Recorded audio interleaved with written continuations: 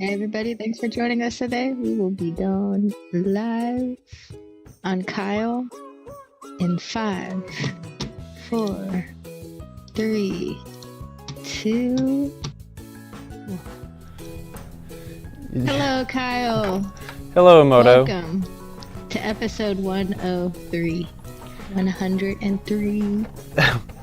Official PinTech Live episodes where we are working on Baywatch, and this is like Baywatch episode 26. No, we haven't done that many on Baywatch yet. Maybe we're like 5 in on Baywatch, but we're getting there. We're doing lots of good stuff on it. We're gonna be putting some posts, super bands on some posts maybe, and some other stuff. What's going on today, Kyle? Well, I really wanted to put the new targets in and also put the new flipper bats in, but I forgot the flippers, and you're not supposed to admit that type of stuff. Oh, I'm full transparency. I forgot the flippers and I forgot the foam to put behind the targets, so we're not doing that anymore. Still going. Hold on. Oh. All right, we're done with the beach party. All right, goodbye beach party.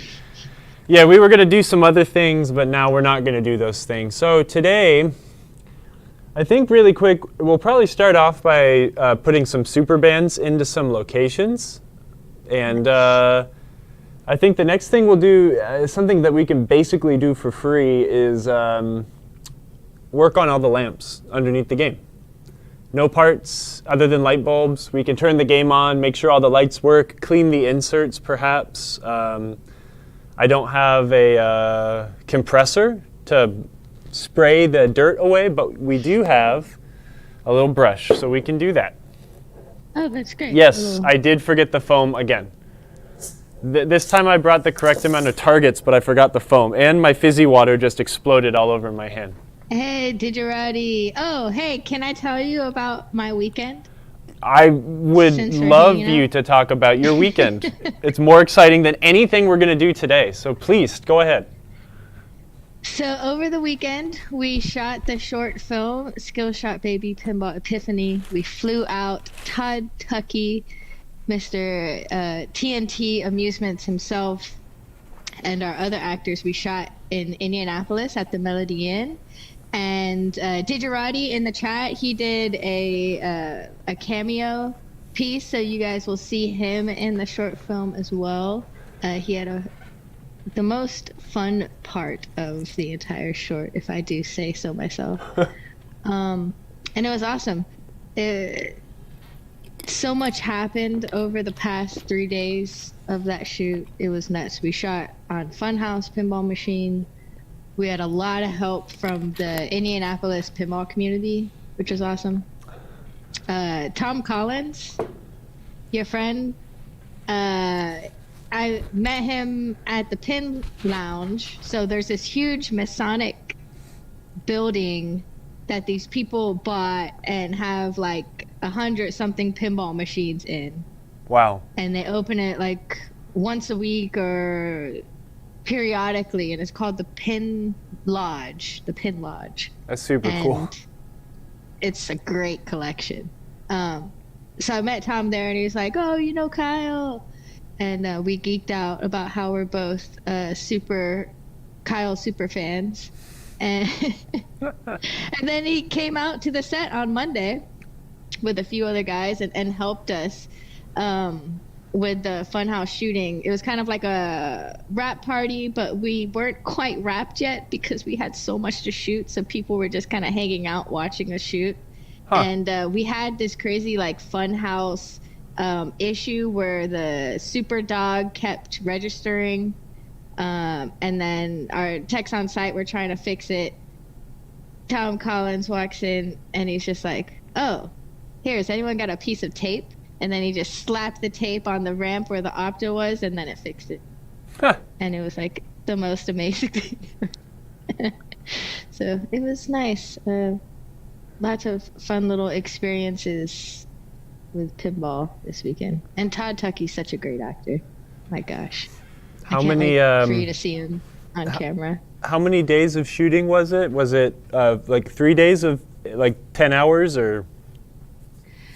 It was 3 days of like 14 to 16 hours. Wow. We scheduled 10 to 12, but just trying to get everything in, and working on location has its kind of own restrictions. Like Friday night or Saturday night, they had a punk rock, like 4 punk rock bands playing that night. So we had to tear down the entire set, push it all back into their back room, and then Sunday come back and rebuild everything. Jeez. So just like little things like that. The bar is absolutely beautiful and has so much like textures and history in it, but it was pretty narrow, so I was having trouble getting like the wider shots I needed, to where we'd have to like keep moving stuff around out of the shot and relighting. And so just another day in the life of filmmaking. I think that's fun. Yeah, the shooting's done. Yeah.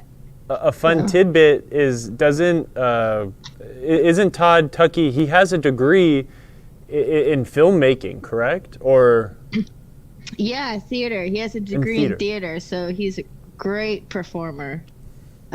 He really shined on camera, and we have him in this nice little like suit and stuff, and he has a bolo tie on, and it was so endearing, and he was like the coolest sport the entire time. We were gonna get him his own hotel room, and all the crew was staying in an Airbnb, slumming it together, and he was like, "No, I want to stay in the Airbnb." So he just lived with us for 3 days, and it was like the greatest thing ever. And that's so cool. Oh my goodness. He's such a great storyteller and has so much history of, all pinball and arcade and coin operated stuff, and film too. And so it was just amazing. Actually, never mind. I'm not going to ask that question, because everyone should watch the movie when it is released to find out the question I was thinking. Anyways, yeah, that's cool. I read the script a very long time ago, and I know it's much different now, but I very much look forward to... But you read the feature script. So what we shot for the short film is the concept piece to be able to get the feature film funded. Oh. So this is like a short film version. So it's going to be like 8-minute runtime, just a nice scene pulled from the movie that kind of starts giving a little bit of layers to the characters that you would see in the actual film. Understood. And then we're going to use this piece to try to get funding for the big project, because that's a full-fledged feature. So you're looking at like 24 shooting days minimum. So it's like, and you have to do that stacked up together. You have to have days off. So it's like a month, 4 to 6 weeks on set. I can craziness. I can do the slate. So yeah. You can hire me for this. Just kidding. I know. That's really cool, man. I'm really looking forward to. So for people that are curious, I suppose, and also because I have actually, hold on, Obi Drunk Kenobi. Thank you. Oh, Obi, thank you. What's up, man? Always Thanks for good to see joining. you. Back in chat. Very excited to meet you in person at Expo in a couple weeks, my man. Very much look forward to it. Who else going to Expo? Say if you're going to Expo in the Yeah, we'll keep asking chat. that so we can run up a little tab. So we can run up a tab for you guys to buy Emoto and I drinks while we're at it. No, I'm just kidding. So Emoto, when so my panel is at 3 p.m. on Saturday. For Skillshop Baby, we're going to talk about the filmmaking process, the crowdfunding campaign we did on Kickstarter to be able to do this project, and Todd Tuckey's going to be on the panel as well. We'll show some behind the scenes stuff. We won't be playing the actual movie. It'll be editing in deep editing land during then. But there's also another amazing event happening at the same time. So if you don't come to my panel, I hope it's because you are at the Pinball Olympics event, which is also Saturday afternoon. And if I wasn't scheduled to do the panel, then I'd totally be at the Pinball Olympics. So please go for me, everybody. Yeah, go for me too, because I also will not be going. It's amazing. Well, okay, so here's a pretty pertinent question though. When and how and where will the Skillshop Baby short be released?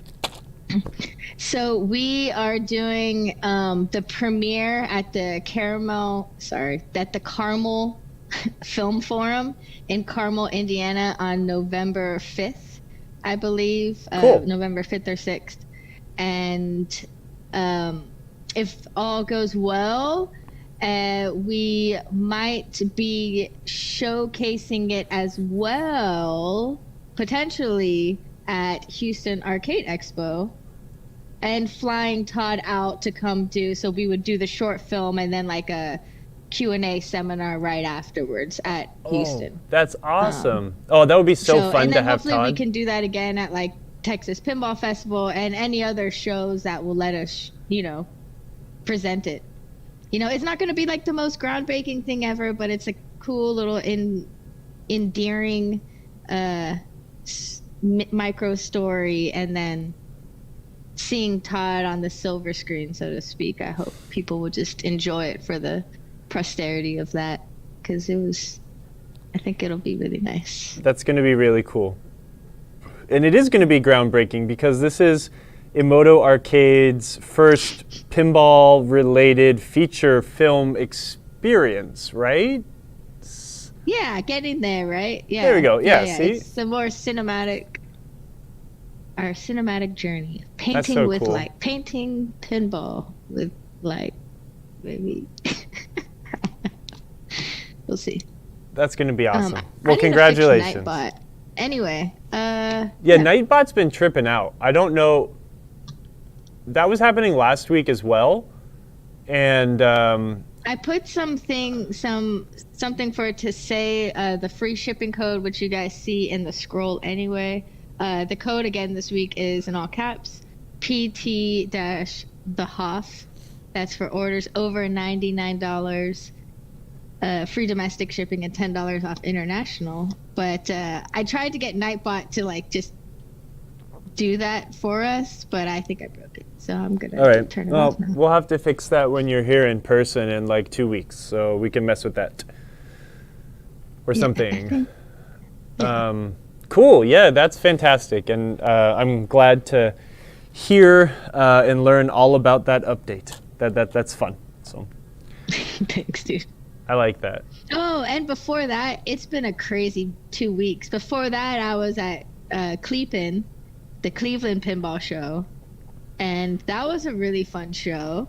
And Draugr was there, so I got to see Draugr and a few other people, so that was really cool as well. And we have some content on YouTube of the panels. I filmed a panel with a gentleman, I'm not gonna mess that up, but how to going from a collector to an operator sort of thing. Yeah, you do that either out of desperation and kind of tips about getting into the operating and do's and don'ts, I think was part of the title. So that's on our YouTube. And then we have a Mike Pasak fireside chat where he just talks for 2 hours about his life in pinball industry and stuff, which is pretty interesting. That's on there. And then Butch Peel. Oh, this is what I want to tell you about, Kyle. Butch Peel did an entire seminar about color matching and paint touch-ups on your playfields and cabinets. And like kind of really like simplified the process down. It's very like a 101 introduction to what types of paints to get, how to do the mixtures, some good literature that will help you get the right colors, and lots of tips and tricks on getting stuff done. And has a, screen showing the befores and afters and his techniques. And that was an amazing panel. I learned so much on that's that. And awesome. That's on our YouTube page too. So, okay, I'm done. No, that's cool. So speaking of that, I'll have to see if I can find time to check that out. Bird Bookie was there. Yeah, we were playing nickel flipping games. Everyone was playing all the old like EM arcade games. Well, we were all playing nickel flipping and ice cold beer and this horseshoe game. What is it called? Where you like spin the wheel and the horseshoe lights up. Ringer. Yeah, Ringer. The other one is, I think it's called Mibs. There's like a marble one, and then there's the horseshoe one. On like the same game. It just has a different back glass. Those are really cool. What was I going to say? Oh yeah, and painting friend, Ashley Ludwig will be at Expo. Yeah. So Yay. I'm going to bring her something to paint. I'll just like fly in the cabinet or something, and she can repaint one of my things. But that's super cool. Pinball 122, I am not going to move these games to higher ground.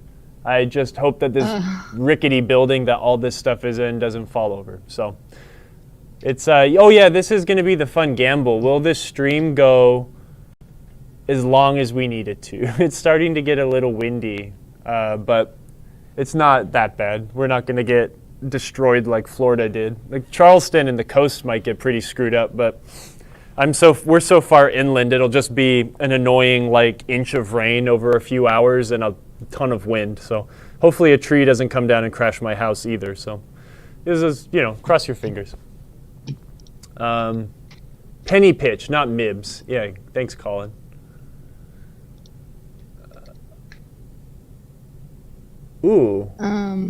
We do have a rivet tool on our website. I'm reading the comment here about the rivets. Oh yeah, here's it.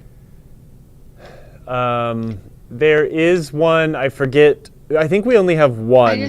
I just sent a link to it. It's that. Can you open it up on my computer so I can see? Yeah. So that one isn't good for what you're trying to do. That tool right there is really good for, would work really well for riveting switches together, or maybe switch brackets onto ramps or other assemblies. But for doing them on ramps, I would definitely recommend using a clamp style tool or like a rivet press. Just because it puts like nice even pressure on the rivet. Using something like that tool, which is fine for doing the things I mentioned, when you're slamming that tool with a hammer, it doesn't put even pressure on the rivet, so sometimes you have to hit it like 3-4 times and you can misshapen the ramp flap or crack the ramp or something like that. So, but yeah, rivets are exciting. They're kind of a weird science, sort of. Well, anywho, I guess we can work on pinball because actually this is a project I'm excited to work on. So what do we have? Well, we can't do the targets. I can't do the flipper bats right now, but we do need to continue assembling the game. The one reason we haven't really gone super deep into assembly, well, we're not going to go super deep into it today is because I'm still waiting on some ramp decals. Once I get those ramp decals, I will be able to transfer my old ramps over to the new ramps. All the stuff on the old ramps over to the new ramps, and then we can actually put the game back together. For now, though, we definitely can rubber and start to like put things back together. Since no one participated in my fun Choose Your Own Adventure poll, I decided that we will be using red superbands. I made the executive decision. So we can start working on that a little bit.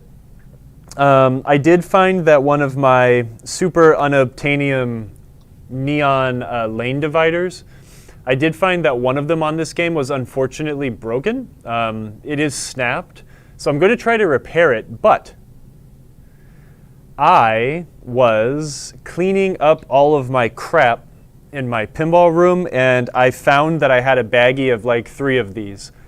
So I have another new one that I can put in this game, but I still will be fixing this one. So I think the other thing we can do today, since just installing rubber is boring, but we can kind of like talk and look at some of the super bands, etc., is do a lamp test. Let's make sure all of our feature lamps in the game work and figure out what we can do about dimmer lamps or what can cause some slight dimness in lamps, etc.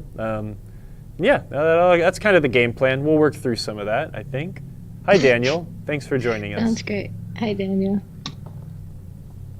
Yeah, so I guess... Let's do it. This is the part where you stand up and walk. Yeah, I'm just lazy. I don't feel like doing anything. I'm saving all my energy because immediately when this is over, I'm throwing everything in my car and driving home really fast so I can get up on my roof before it gets too windy and I can try to clean out my back gutters. We believe in you. I think I can do it. I even prepped by moving my ladder into position so I won't have to drag that away. It'll be fine. So let's set up this camera, I suppose.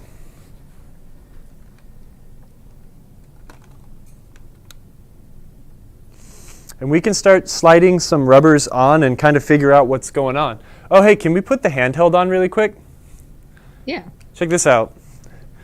So I got rid of Surf Champ, and customer brought me an Elvira and the Party Monsters to work on. So Nice. this will be one of our next projects we'll jump into soon. It's in pretty good shape. It's just lived in someone's garage for a really long time, so like it's like a little rusty.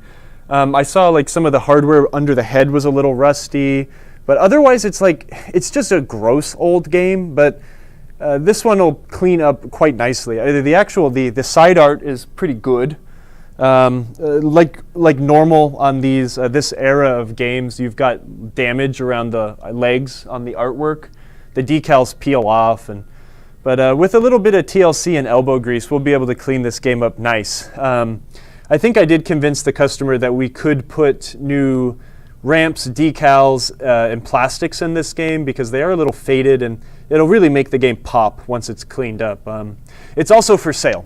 So if any of you guys on the internet want to own this game, you can buy it. The guy will sell it. I forget how much he wanted for it, but it also depends on how much work we put into it. So I don't know. I'll keep mentioning that, and if anyone's interested, come buy it. It's not a bad game. The nice thing is I haven't ever turned it on. All the electronics are in good shape. And this is what I yanked out like as soon as the dude brought it here. Which cameras are on? Pile or the sound. Yeah, here, look at this one. this was the first thing I yanked out. So thankfully, Oh, nice. thankfully there is no actual damage to the computer, which was just mind-blowing. We have a little bit of damage here. And it's funny because I don't think this battery is even the one that's leaking. It looked like someone actually repaired this when it did corrode away, but then it all started to corrode again. So anywho. Jim, no, he can't show you all the pinballs in the room. That's breaking the fourth wall. That's our secret lair. Oh, well. One day. We've broken the fourth wall. Not fully. Just little sneak peeks. Fire, Champagne Edition, Time Warp, Data East Turtles, Monday Night Football, Hard Body, Flash, Bally Game Show, Simpsons, Data East, Bally Fireball Classic, a Comet, a Nitro Ground Shaker, a Williams Planet, Road Kings, the Elvira, and then these ones y'all can see. I mean, there's a Shadow in here, Space Shuttle, Vector, Jungle Lord, Kings of Steel, and then all the stuff behind the camera. I've got a couple games on the other side of the wall. I have a Dolly Parton, a Bally Bow and Arrow, and a Sea Witch. But yeah, oh, there's a hotline in here. There's a bunch of crap. Anywho, let's get back to this. So, that is for after hours. One day, we'll do that. What I'd like to do is once I get back home, I'd like to do, if Emoto gets to do our Emoto arcade, I want to do Kyle's Pinball Dungeons. And I could Yeah, there you go. We should go film some cool arcades in LA. There's a lot of them. Oh, for sure. Roller Games is at Kyle's house, I think, right? Where's your Roller Games? Oh, my roller games? Roller games is at Art Bar. There's a bar here in town. I have roller games in F14 over there. I was going to go work on it. Huh. How about that cocktail riser for night moves that was at the Pin Lodge? Yeah, that's crazy. I've never seen one. So it made the night moves cocktail like to where you can just walk up to it and play it like a regular pinball machine, but fit perfectly and the same type of wood and everything. Yeah, yeah. It was a factory accessory, I guess, and I've never seen that. And it's such an interesting oddity, you know? Weird things like that it's already a weird game to begin with, but like that makes it even weirder. That's really cool. It was cool. It was cool. I liked it. They should make a ton of those. Pinball cocktail tables, as they should be. Cocktail hype. You know, it seems like George is okay. George Gomez is okay with Mr. Jack Danger himself doing weird things in pinball. I should get Jack hooked on cocktail pinball, and we'll see what it takes. Maybe we can get George a little tipsy at Expo and home use cocktail tables. Home use only cocktail tables. These rubbers what do you have there? These were the dudes we were chipping off with a screwdriver last week. They were super hard, but these are the those things I was telling you about that Data East kind of used as a rubber saver, if you will. This half post sleeve is, when slipped over a post, is almost the same diameter, like protruding wise, as a rubber. And what this would do is help lessen the slap of the ball into the rubber, so it wouldn't compress as much, which would kind of make rubbers last a teeny bit longer. So I will be installing these. With Superbands, it's not as big of a deal, but I think I'm gonna like the look of these with the Superbands on top. Yeah, let's see what we can do. If it sucks, we'll take them off. But these guys just simply slide over these skinny plastic posts as such.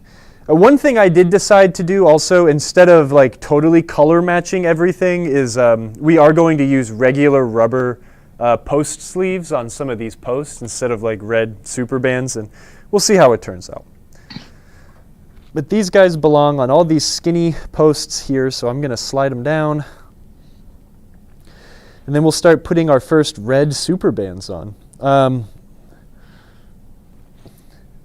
This one doesn't want to go on, so I will have to get a tool. I'm going to put them in all locations, even though they're really only supposed to go in locations where the rubbers go. But this game had them slathered all over the place, so what was I going to say? Let's talk about super bands.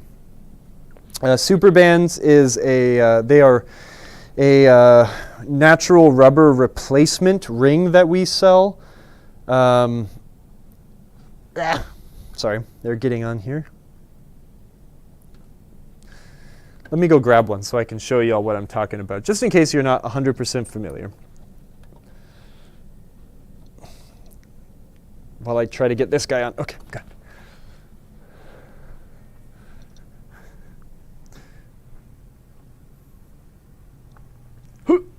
Let's grab a couple of these super bands.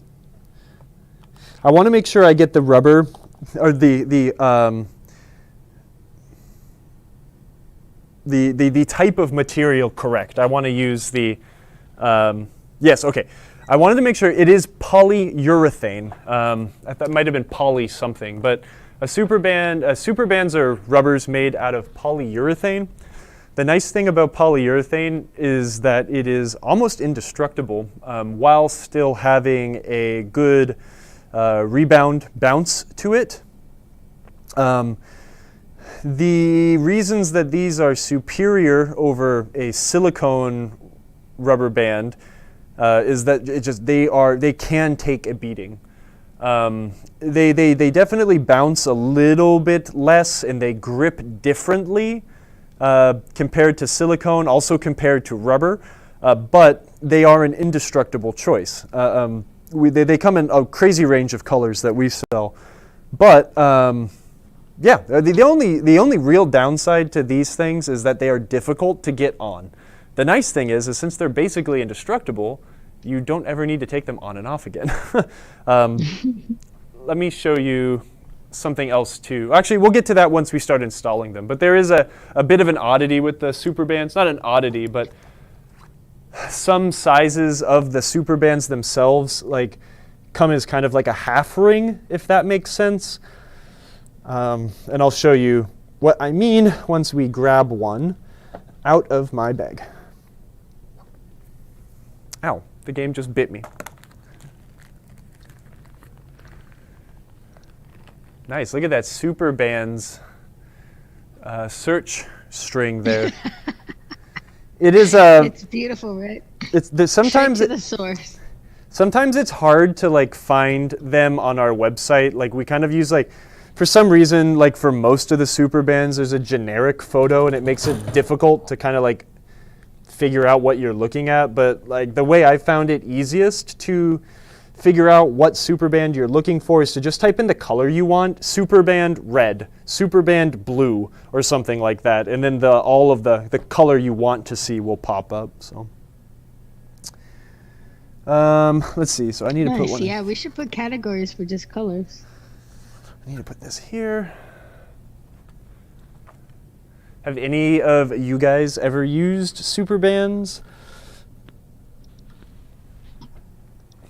I tend to use them in hard to reach places, or sometimes places that have unnaturally awful wear properties. One thing, there's on Stern's AC/DC behind the TNT drop targets in the middle. The rubbers will always break, and then the balls will get stuck back there, and it's a giant pain in the butt. And what I used to traditionally do was use a 2-inch rubber, a flipper rubber, a really, the small flipper rubbers. And that worked out super well.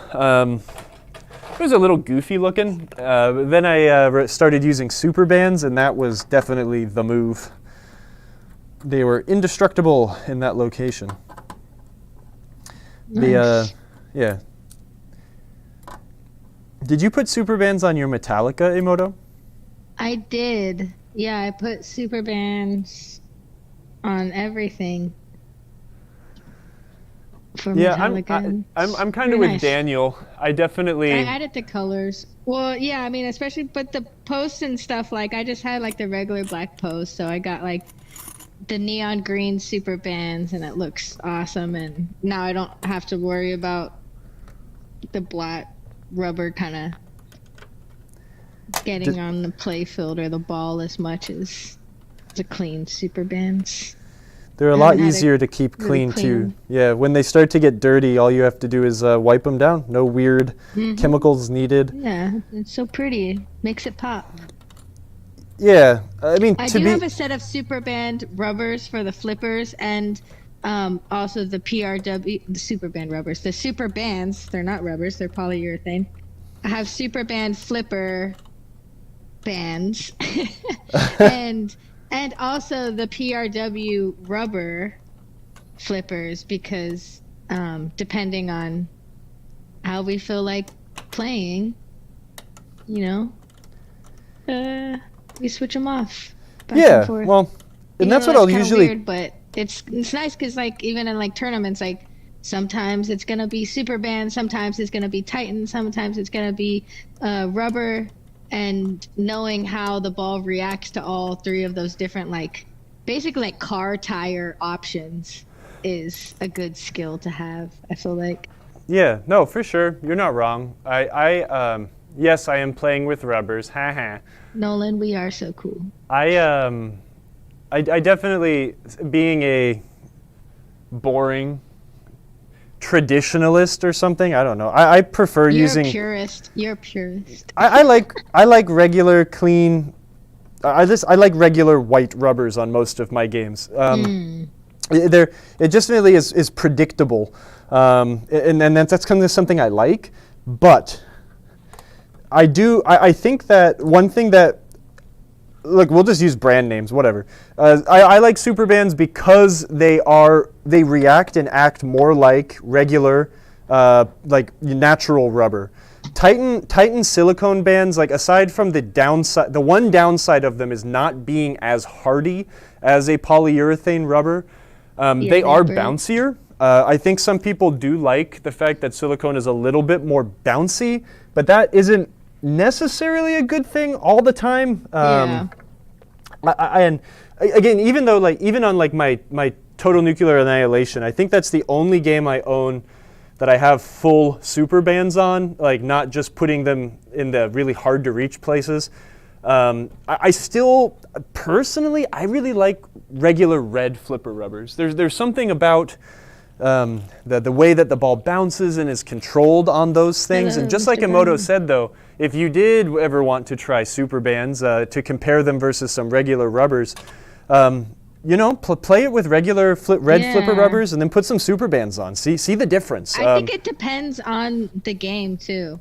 Well, I think it also depends on your play style. Yep. I feel like a lot of people say that the Super Bands are grippier. And Super Bands are more grippy for sure. Not as bouncy as the Titans, no.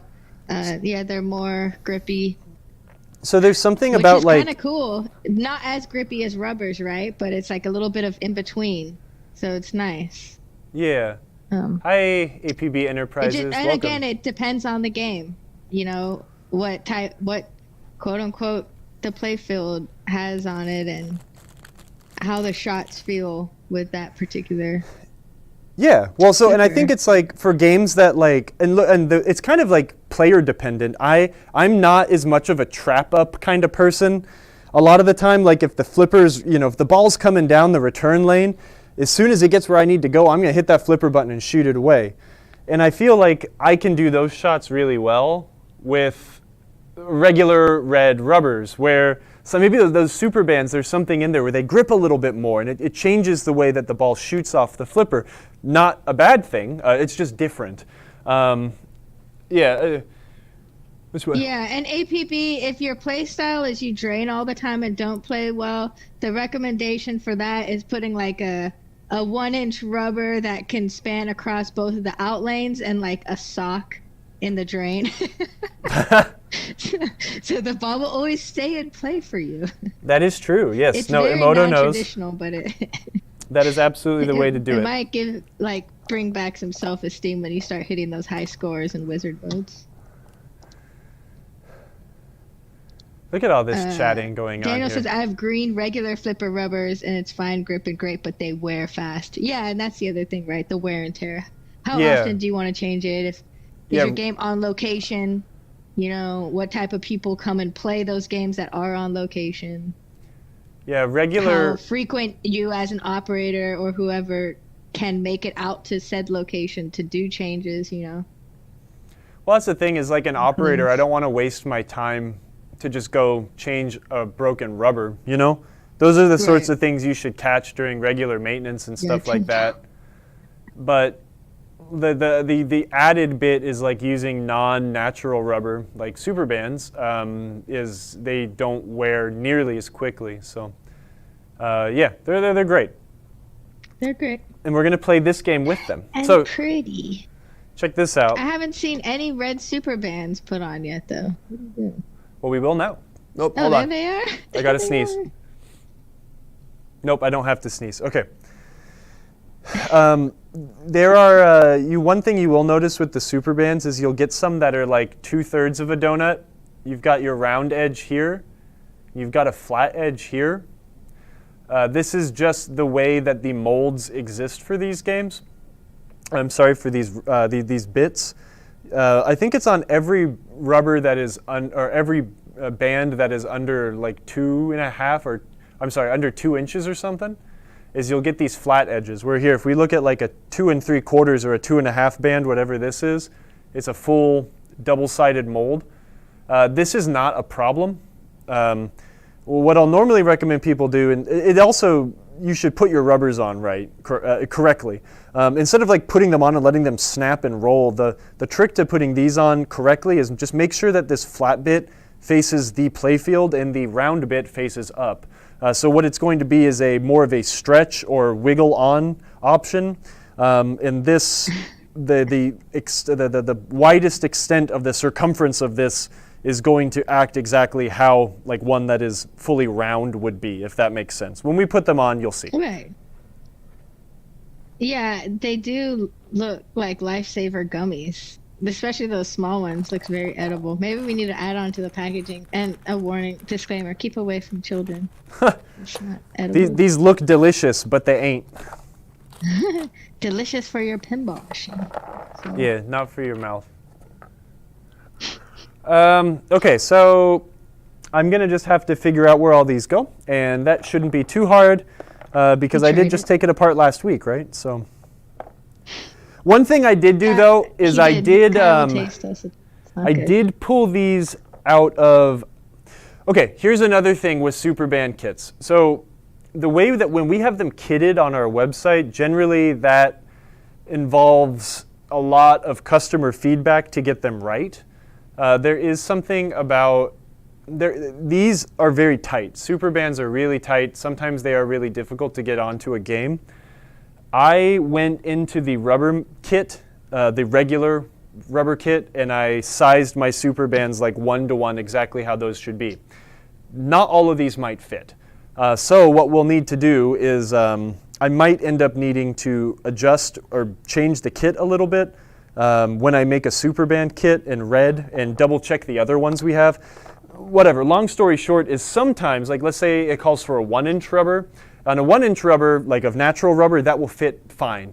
On a super band, you might need to go up a 1/4 inch, if that makes sense.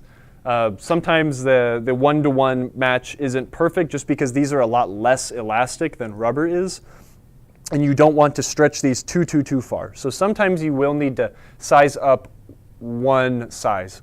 But let's see what we can find. I took them all out of the bags because I was just like, oh, I should have told them not to bag them for me because I don't need the bag. And now I'm like, I can't like just eye these and figure out what size they are, but we can make it work. Got this. I got this. I'm a professional. I think. Or at least I play one on television. I think I can downsize. That looks like a 1 1/4, and this is a 1. There's so much rubber there. Or like, it's crazy. It's pretty confusing looking. This game is odd because... Is it Data East, you said, or just Baywatch that has this like excessive amount of rubber around all the posts? Data East started... Tires. Data East started using those little the rubber savers. And again, they don't need to really be here because I'm using non-natural rubber, but I don't know. I kind of think it would look good. I mean, it looks cool, so I wouldn't take it off either. Well, But it's just they'll save the life of these rubbers a bit. You don't always see that, I guess. I'm also thinking that there is a Data East games are kind of notoriously difficult. Can you put the handheld on the playfield? That'll be a cool shot. Yeah, let me. I might need to put it in the non-service position though. I don't know if I can get to the back. Oh yeah, I can. One thing is like games went on, as game design kind of like furthered and progressed. They realize that operators don't like maintaining their games, right? No one wants to go out to maintain things that are annoying, You should put mirror blades in here. And that would be pretty fancy, huh? Mm-hmm. And what look like you're in the ocean because of all the blue reflecting everywhere. All the blue. Let's see. I think these are 2 3/4. Let me see what fits on the slingshots really quick. What you notice like after a while as pinball went on in the 90s is that less and less rubber would be used on games. Yeah, that's what I mean. It seems like a lot. Well, I don't think Data East 100% got that memo. These games would definitely involve or utilize a lot more rubber than like a contemporary 1995 Williams game may. But I also guess like one game that came out in 1995 was Corvette, and that game was just crazy and super difficult to work on. But yeah, I mean, even in some of the earlier Data East games, like they were designed to not use as much rubber. And the way you do that is more solid ball guides or more non-dead end sort of locations. This game's a little crazy. There's a lot going on, and they crammed a lot into a normal size cabinet. I always forget that Baywatch is not a wide body. There's so much going on in this game that I feel like it should be a wide body, but it's not. So I don't know. But if you look at some games, I mean, like a rubber kit for some games later in the 90s, like some of the later Williams games, like look at the rubber bill on a Medieval Madness. It's like 8 rings, right? Maybe even less. Right. So, yeah, that was my long, drawn-out spiel. Metal band? Metal bands? I did a poll that said, which bands do you prefer? And I put rubber, silicone, or super bands. And Mr. Baxter wants metal. Hey, I agree with him. Metal bands are the best. Heavy metal bands. That's like steel. Steel bands. Yeah, this might not be the best for your pinball machine,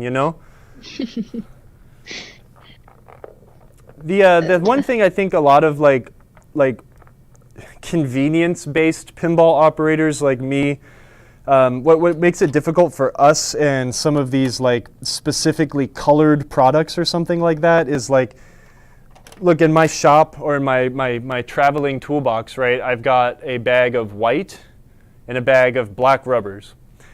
It is more difficult to try and like stock up on these sorts of things, to have them on hand, just because there's so many colors. But I would, for anyone who's like curious, just try them. Buy some. Use a Kyle guarantee. Like if you don't like them, I'll give you a discount or something. Just give it a shot. See, I'll probably get in trouble for that, and I'll have to beg Marco to not be mad at me. But they're neat, and I think that they're worth trying, even if you've had your apprehensions in the past. Because look, I'll be honest, I never really cared for super bands until I started using them, and then I realized that I was wrong in a lot of my preconceived ideas. So, what type of music do you listen to when you work on pinball machines, Kyle? I listen to more podcasts than music. But when I do listen to music, I like to listen to metal or dad rock, or that's about it. Colin Baxter, we do have clear super bands. Yeah. In fact. Yeah, they're actually pretty cool too. I used purple super bands on my Total Nuclear Annihilation. That looked pretty cool. I think we might try to order some pink super bands. And then I'm going to get pink and then put them in my TNA because it'll be fun. Yeah. I had Scott print me out some pink plastic protectors for my TNA. That was really cool. That's awesome. Do you remember when you introduced me to Scott and I was all anxious and nervous Yeah. a long time ago? Wasn't that funny? I know. It was endearing. Well, I mean, Scott's pretty amazing, so I definitely didn't fault you for that. He's so I would've cool. felt the same way. And he's so Yeah. nice, and et cetera, et cetera, et cetera. I'm wondering. Old school EMs fits the same era music to match the year of pinball machine he's working on. That Dude, is that's smart. I like that's that. awesome. That's a great idea. And LA Bass 37 put Pink Titans on their Bad Girls. Haha. I like pink bands too. Okay, that's all we need. We have one customer, potential customer, said that they like pink rubbers. I'm going to get them made. So No, I want pink super bands because I would put pink super bands on my hard body in an instant. okay, then that's what we're gonna do. Yeah, not that there's a whole lot of places for it, but still, I will. That's what we're gonna do. I'm gonna make sure pink happens. I We think can that we can make a list to market of all the games that could use some pink super bands in it. well, Playboy. I mean, Bad any game that Girls. you think. Look, it's your game. You can put any color rubber you want on it, but Monster Bash. yeah. Spring Break. I'm gonna keep listing them. TNA. Ooh, these are really hard to get on these posts. The 5/16 slip over super nice and easy, but I think that these small, skinny posts are supposed to take a 3/16 rubber. And this is where you'll start to have like bits of frustration with the super bands. Like, see this little dude? See the handheld one? These little 3/16 donuts. It is difficult to get these on. Yeah. They do take a little bit of. Your fingers will be very sore after you do this. You won't need to do this very often, though.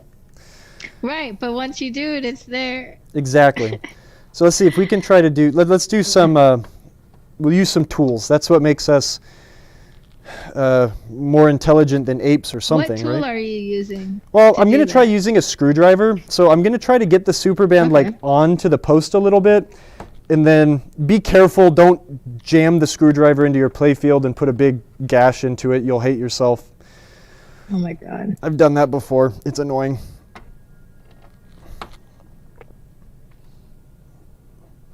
This one's especially difficult to get on. He's not using a bent screwdriver. Would you be using a bent screwdriver? It probably work easier if I was, but sometimes it is easier to get these things on with the posts out of the game. Especially in this case where the post is so dang close to that ball guide, but let's see what we can do. I'm not going to give up just yet, but I am disrobing because now I'm sweating. It's a lot of work. Actually, you know what? Maybe this is a good way to do it too. Use a tool. We can put solid downward pressure on it by using this nut driver. Should I size up the nut driver and get my 3/8? Ooh, that might work. Split ring pliers? That's a little overkill. Actually, that works quite well. Oh, dang, look at that. All right, you learned this here first. Wow. Try using a nut driver to push your super bands onto your mini posts. Actually, I'm sure someone else on the internet's done that before. This is just me also kind of learning super bands. So.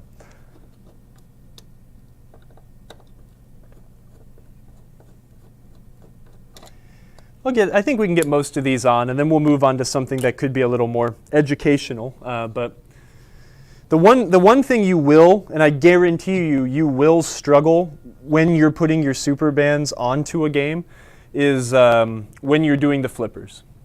The flippers is absolutely the hardest band to get on because they are very tight. The best advice I could give you is leave them out in the sun and let them heat up.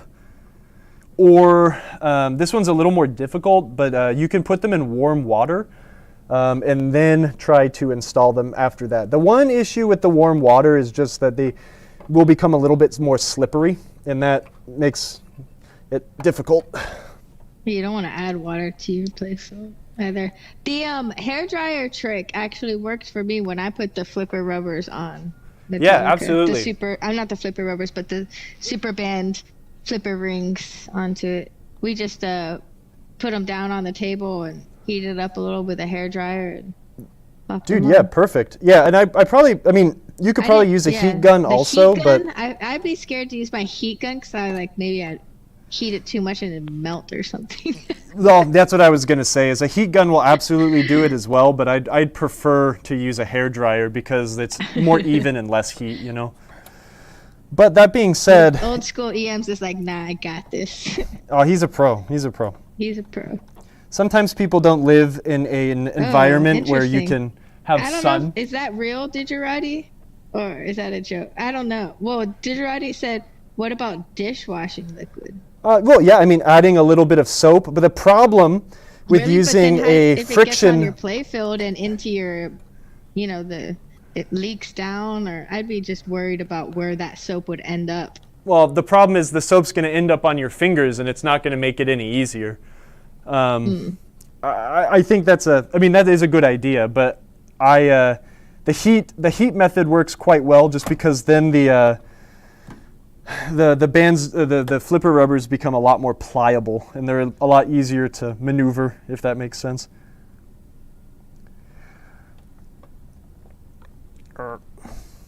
These ones are a butt. A big butt. But we'll keep trying.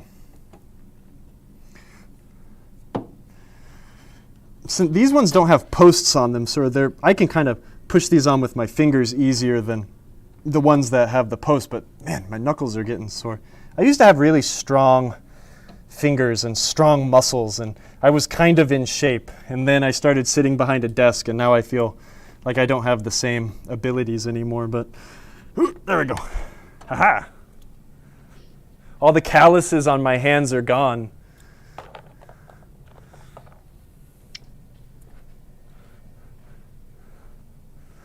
Let's see. Actually, it looks pretty good. I think the one thing... I like it. I do too. It'll probably look really good with the plastics on, but I'm happy. I am not much of a color matchy kind of guy, but I'm enjoying this.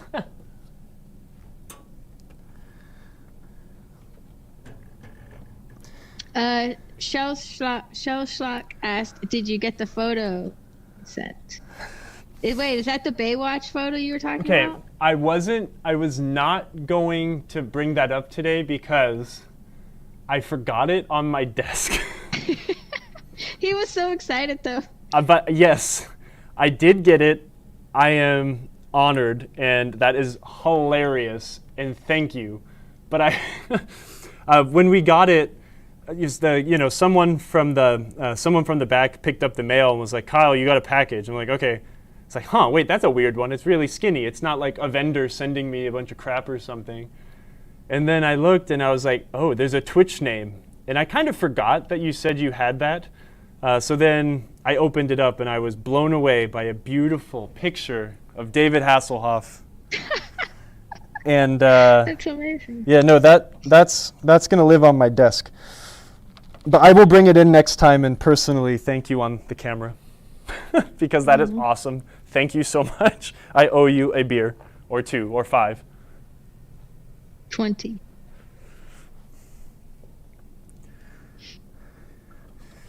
Okay, let's get this last one here in this corner done, and then we can move somewhere else where super bands are needed. Ow. My poor fingers. Okay, gotta let my fingers breathe a little bit. Whew. Right. The nice thing is just remember, you never have to do this again. It looks good. I'm kind of actually, I think it's kind of fun and clever. And pinball should be fun and clever, and I don't need to take it so seriously all the time. And using super bands of funny colors is definitely a good time. And so now you're going to put cool white LEDs. No, I'm only going to use purple LEDs on my GI from now on, forever. That was the worst trend. Hasselhoff Slammer Pog. Yeah. Wait, does that exist? One in that giant book you gave me. I Wait. feel like of all the Pogs I've been gifted, there might be one. Okay, if you find that, let me know, and we'll add it to this game somehow. Can we turn this game into a meme? Like the PinTech live meme? Even though it's a great game, but we can do some funny stuff.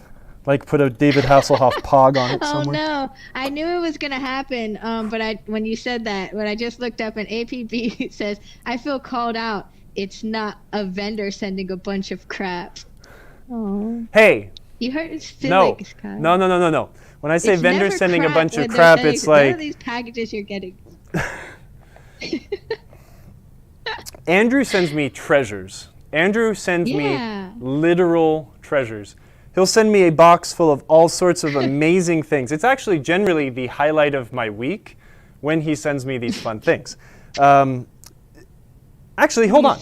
I have a bag of treasures in my car. He meant to say a bag of crap. It's good times with Kyle. I think the game's looking pretty good. He was just trying to find a reason to it's really windy out there. Offset. Sometimes I get literal junk, but Andrew sent me, this is treasure. Check it out. Here, we got to do this on this desk. Getting all serious. I'm serious, because I was not calling you out. Now, sometimes in these treasure boxes, he will send me junk, but it's for the lulz. But look at this stuff. This is actually really cool, and I will pass it on to someone who needs it someday. Well, okay, this is a little bit of junk, but not all of it. Look at this. You're still hurting his feelings. We've got rusty springs. We've got these really interesting pins that have a notch on them. Higher. Let me take it out. Here's the thing, is I've been working on games for long enough to know that sometimes the best solution to a problem is a junk pile. I have no idea what this pin with a hair clip pin on the end is, but that could be really useful someday. Who knows? That looks important. But we can move on to this. Now, here is anyone who's been working on games long enough, especially EMs or need parts. Look at this bag of switch pieces. Oh, wow. This is incredible. Yeah, that's important. Are they useful? Probably not. Yeah, always. But they can be. Always keep it. There are so many uses for them. I mean, look. Raise it higher. We want to see. Any sort of a switch with a lifter. This is I think this isn't a brake switch, but this is a Gottlieb switch for a motor on the score motor. This piece, definitely unobtainium. This is definitely not junk. I was not calling or singling you out. This is all treasure. I appreciate and love this stuff. There's been many times where I've needed to make or create or modify my own switch to work in an application. So I love switch parts. And there's another bag. This is also not an invitation for everyone to send me bags of goodies, but I have too much crap. Check this out. This is the real goodie.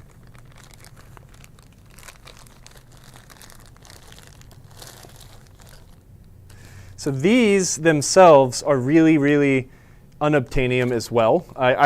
These are the sorts of things that I need to remember that I have. So next time I see someone on the Facebook or like on this stream, come up and say, do you have this? A Chicago coin stepper unit wiper arm. These That's things, I mean, cool look at how looking. delicate those little switch wipers are. Those things break often, and this is a part that you cannot Wow. get anymore. I think it's beautiful, right? In a world where all this stuff was available, I'd love to just sit and turn a lot of this stuff into art, but they have more valuable applications in a game. But this is Yeah, for sure. this is the creme de la creme.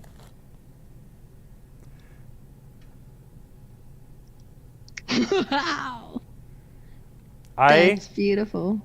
I have the world's largest collection of coin machine lubricant. This is my first bottle of United coin machine lubricant. I'm the proud owner of multiple Bally coin machine lubricants and Williams open a coin museum. machine lubricants, but I don't have any United ones. Isn't that cool?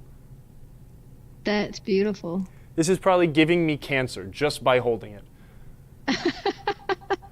Sure. But look at the address, though. Does anyone recognize the address down here at the bottom? 3401 gosh. North California Avenue, Chicago, Illinois.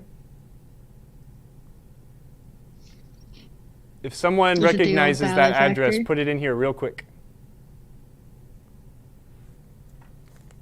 It's a very important address. I'm going to put this away. This was double bagged. I'm going to go wash my hands 4 times now, but The old Williams building. yeah, that's it. Pinball Magician got it. That was the. But the funny thing is that was the Williams building, but it was United's building first. When I went there with, so that building was. Actually, I need someone who actually knows this story to tell it. So we'll need to get Jim or Mike or someone on the line one day. But that building was United's building first. They built, all of their bowlers and other coin-operated arcade devices in there. And then when Williams and United merged, they operated out of that building. But Mike was telling me that when he used to walk in there, on the actual main entrance to the building on California Street, there was like in the brick, right? This was probably built in the 40s or 40s, 50s or something. They had, it said United Manufacturing Company, like, embossed in the stone. And then when Williams bought it, they wrote Williams Manufacturing Company underneath it. And it was neat to see that building. It used to be owned, I guess it got sold. When Williams was done manufacturing, they didn't use it anymore. And they used another building for their Scientific Gaming used to be there. Scientific Gaming was the the offshoot of Williams that did slot machines after Williams, I think Scientific Gaming owned Williams. I forgot who was the parent, but anyways, they were tearing part of it down when I was there in April. So Vinicor and I ran over and stole some bricks. That was my long, dumb story that I probably got wrong. Hold on. Time to wash my hands.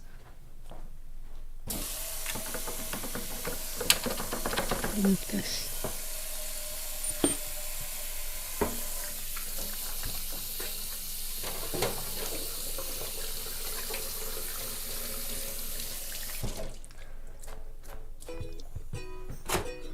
Where's all the paper towels? Napkin. I don't know what's happening. Yeah. I guess the fun thing is across the street from the. What's in that lube that you are worried about? I don't know. It was made in the 70s, so it probably has mega cancer.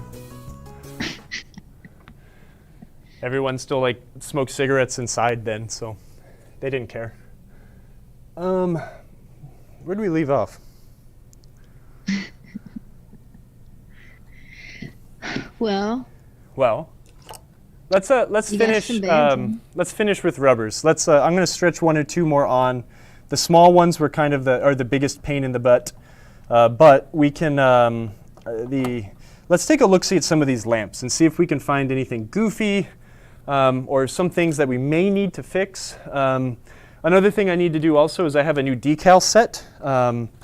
The decals were removed from this game a bazillion years ago to make the decal set.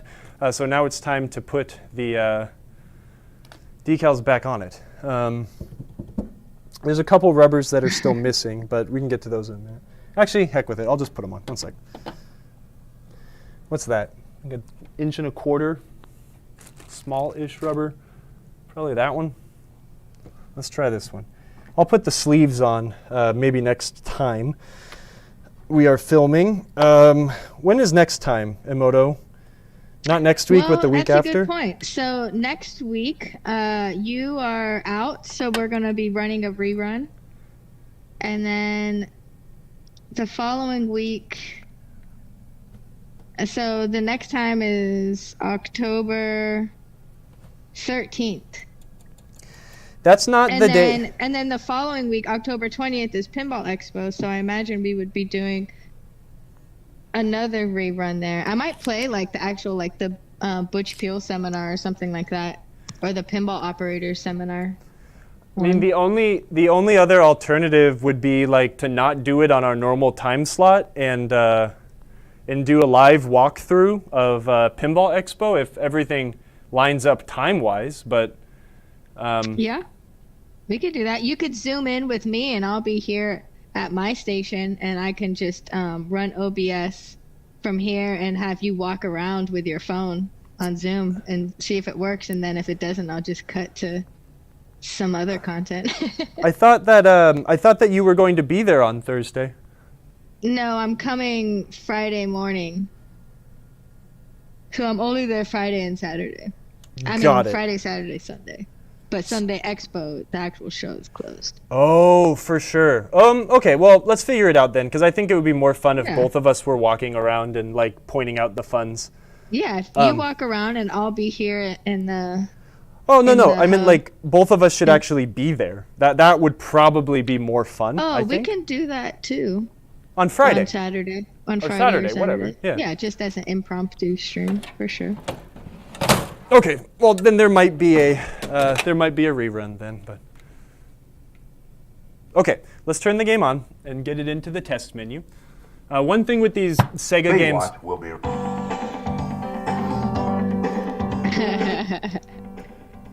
Nice. I don't know if it was. I think maybe these big games. Maybe it's only unique to the big DMD games, but they have a two button service menu. So the idea is that you would just need to push the button to get into the service menu, and you'd use the start button and the flippers to like actually navigate through. So instead of having like the 4-button setup like your Williams games would, or the old 3-button setup that Data East used to use, I don't know. Maybe I'm wrong. I forget when they changed all this stuff around, but. The neat thing about the diagnostic menu on the big DMD is you don't actually have to go into the sub-menus to see what's in there, right? So if I go over, like, what is under adjustments? Oh, you've got Sega Baywatch adjustments, or diagnostics. Oh, switch coil lamp. That's kind of neat. So we're going to go to lamp test, and we want to test all lamps. So we'll fire up all the feature lamps. There's a ton of them out. Interesting. Okay, let's see what we can figure out. One thing I would try to stress to people is, especially when you're shopping out a game or something or getting it ready to go and be loved again, don't rely on, what's it called? The attract mode to light up all the lamps. In attract mode, it might not be programmed to call up all lamps. The better way to do it is to force the software to pull them all up by putting the game into lamp test. That being said, you would probably prove me wrong 99% of the time by looking at every game ever and seeing that every light lights up. But this is something I learned a long time ago. I don't remember what game it was, but in the attract mode, the extra ball light doesn't actually light up. And that's when I kind of taught and learned myself to just always use all lamp test. So you don't ever have to second guess or pull your hair out to try to figure out why things aren't working. I can see a few weird things off the bat. This doesn't look right, but maybe it is. there's definitely a lot of lamps out. And one thing you'll learn with games that use PCBs for lamps is that the connectors can crack. And when you get cracked solder, all the lamps don't go away. So we'll see if we can prove that to be true. Pinbot doesn't light all of them in attract mode. Okay, thanks Pinball Magician for not proving me wrong and proving me right. Yes. Let's see. So the shark lights. The way that here, let's find one and concentrate on it. Let's look at the what are these? The mode lights. Or these are the awards. So focus in on the. I'm going to put this dead center so you can kind of see better-ish. So right between the flippers, you see that moon-shaped PCB, and we've got 3 lamps going, 2 not. The first thing that I would do in this situation, and I am going to do it because I'm here, let's wiggle this connector, right? If we have cracked solder there and those lamps aren't burnt out, we would immediately have these guys lighting up, and we would kind of know that, okay, let's address that connector. They aren't lighting up. What are you wiggling? Oh, okay, the connector in the middle. Got it. These lamp boards are the absolute worst. Williams used them. Oh, I'm sorry. These boards are fine. The lamp sockets are an absolute giant pain in the butt. They're soldered in so. If this is the board, the lamp sockets are soldered in this way, so they're parallel with the board, and they suffer from cracked solder a lot as well. But the next step would be let's yank the bulb. Okay, no, there we go. We found a problem. And this is why these things suck. So can you all see the one on the left here? No, not really. Here.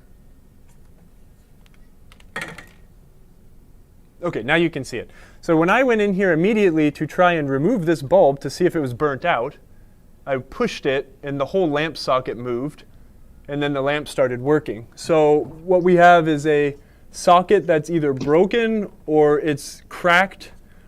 Or maybe not. Actually, no. It's just a crappy light bulb. The socket's just super blown out, which is also common. Let's see. Let's wiggle this one here. Okay, that could be a bad bulb. Ugh. Can we see it close? Probably not. I know that this bulb worked, so let's put that bulb in this socket. It now works. Now we know that this is absolutely a bad bulb. One thing that we do want to do when we are looking at these lamps, though, is look for blackened bulbs. Well, this one's blackened as well. When they start to get discolored like this on the tip, these are going to start burning hotter and force more resistance. I don't know. I'm not going to say wrong things. But when you see bulbs that are starting to get blackened like this, I would recommend changing them. They're on their way out-ish. And looking at all of these bulbs here, they are all slightly blackened. Feature lamps, that one's good. Feature lamps don't often go, they do. It's hard to make these, absolute assumptions here, but they don't burn out super, super often. I saw black on it. I could see it. I can kind of see black on this one.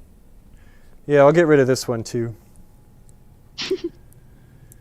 I have boxes of bulbs. I have 1 billion of them at home.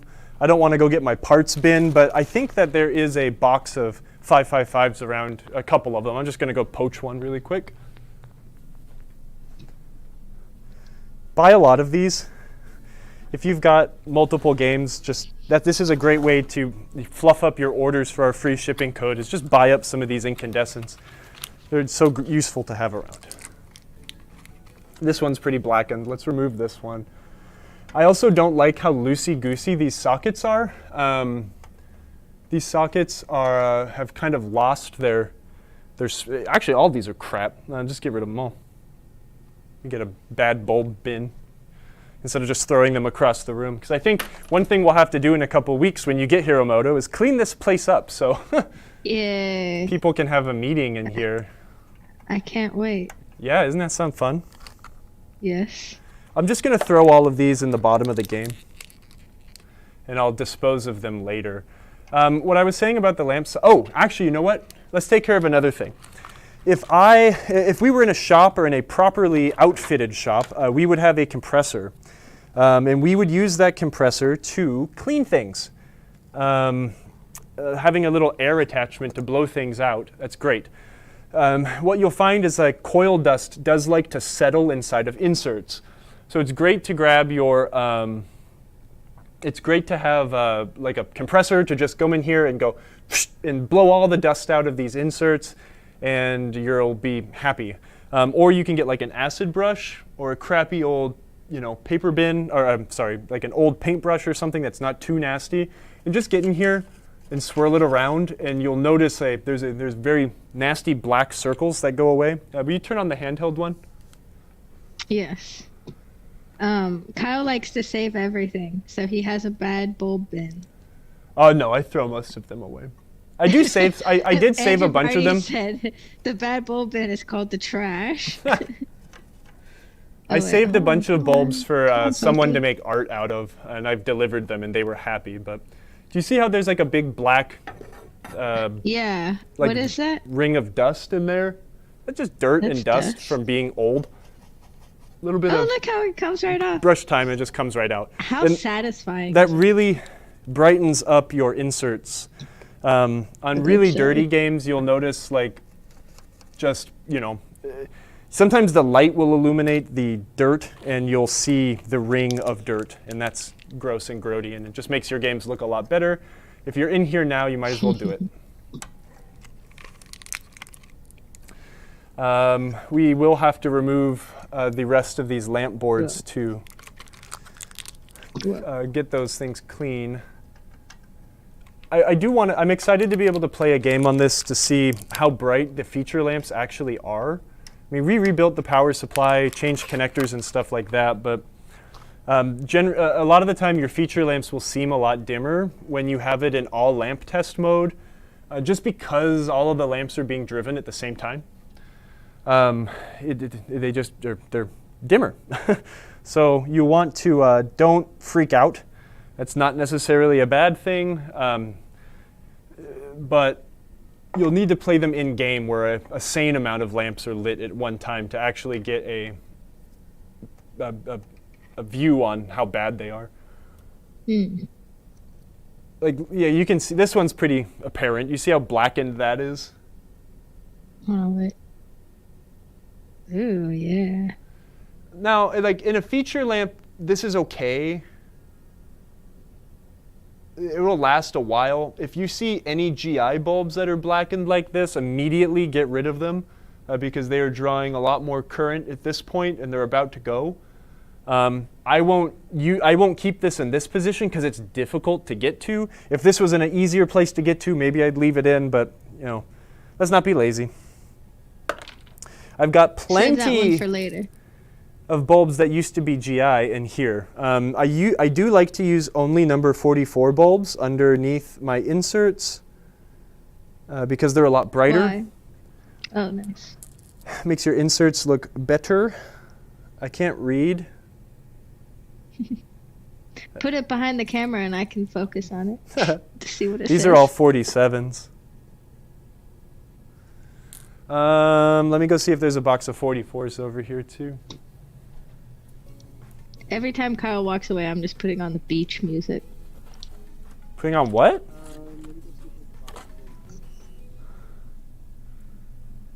Do I have any 44 bulbs here? Oh, I don't want to go get my parts box. Okay, it gets a 47. To heck with it.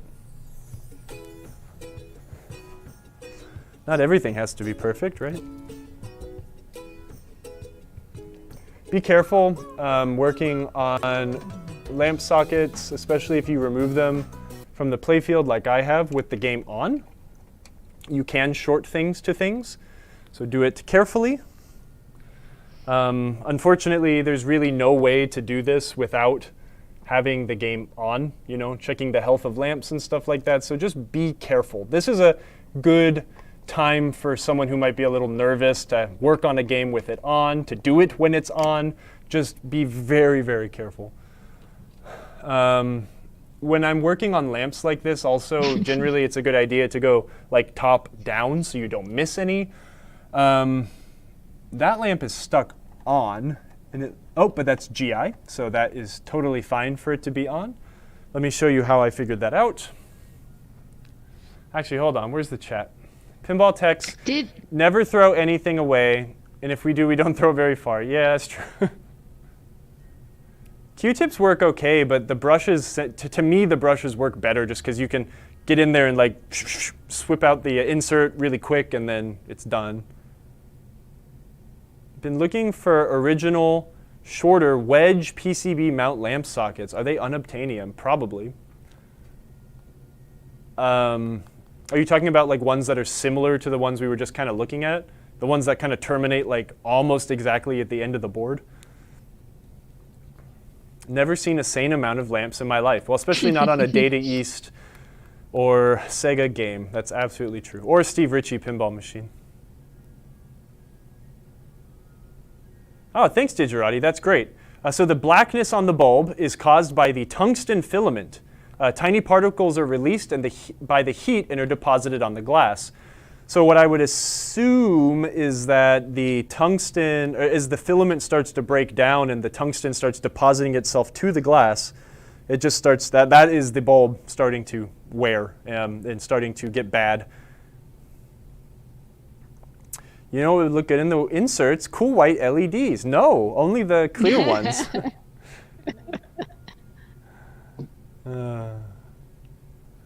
Yeah, only in clear inserts do I like those. But to be honest, I don't really like LEDs in inserts. For a lot of the I just really appreciate the ways that the programmers would program those cool light sweeps and stuff like that. But now knowing that our friend Ryan at Comet Pinball, or Comet Pinball owns the rights to LED OCD, we should totally, I should probably use those. I have LEDs in my Twilight Zone because that was on location for a minute and I was sick of chasing down burnt out bulbs. But with an LED OCD, it looked gorgeous again. So really quick, let's use the handheld. Oh good, I get to sit down and field questions soon. We've got a lamp socket here that's always on. Ryan Cravens is calling me. Who is? Ryan Cravens, hold on. I'm gonna mute him. Oh. So we've got this light that's always on. Do you see the yellow and the white yellow wire here? That's a GI bulb. We can see it's also wired in right here, underneath the playfield, or the slingshot, etc. So that's GI. That's just always on. You can see that we've got some bulbs here that are feature lamps that are underneath the this ramp that are also very out. That one's kind of going. So we'll probably need to remove this ramp to change those, I'm assuming. Or I might be able to yank them out just by unscrewing them. But yeah, you can see that you've got clearly a 18 gauge wire here, which is for the GI, 22 gauge wire here, which is for the feature lamps. So does that make sense? Maybe? Anyways, I'll change the camera really quick. Oh, Emoto's doing it, thank you. So yeah, I mean, this game is, I think this game was just kind of ridden hard, put away wet sort of a thing. There's just a ton of burnt out bulbs. And one thing that you'll start to notice too when you're working on games that haven't been used in a while. Let me show you. You've got older bulbs. I don't know when this change actually happened, but older bulbs generally have these brass bases, where more modern production bulbs will have a, I don't know what it is, but a shiny silver base. This is very old. This has been in here for a long time, and that is why it's so pretty. It is extra burnt out. See, you have to save those ones because that can legit be made into some really cool art pieces. Just like how the little flippers of Concord, Marley was making cool pinball jewelry with the lamps, the burnt lamps and stuff like that with resin. That's super cool. It's awesome. Save it. Save it all. Please. We'll take it off your hands. Yeah, send us your garbage at 5290 Platte Springs Road, Lexington, South Carolina, 29073. And label it as pinball art. And we will send you some art we make with it. Treasures for Kyle. Colin says, I don't know if you answered this because I was on the phone, but he said, what's wrong with LEDs and flashers? If you get flat tops, you're not blinded. I just don't like them. They're too intense. It's too much. I don't like the way that they look, or the way that they, on these older games at least, you know? There's a rubber I missed right there. Oh, and there. Holy crap. Oh, and there. Hey, Drugger. I missed a bunch of them. Okay, well, we'll get back to that. Anywho, yeah, I mean, the rest of this job is just find a lamp, see what's wrong. I've got a lamp here, wiggle it. Nope, not dead.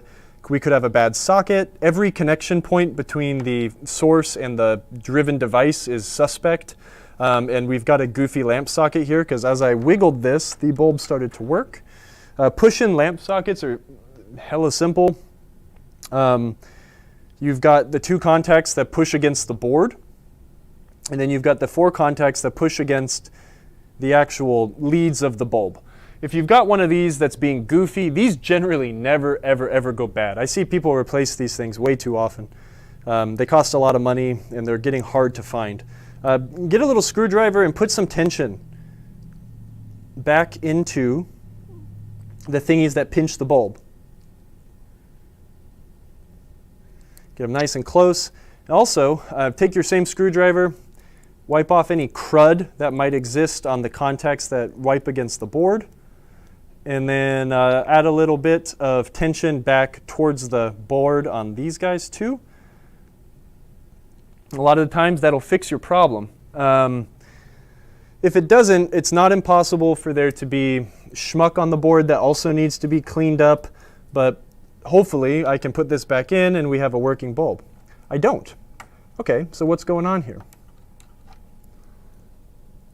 Is that bulb bad? Okay, well, let's check. We can also make sure that the circuit's good, take a bulb that's working, stick it in that location. It lights. We know that the socket and bulb are now suspect.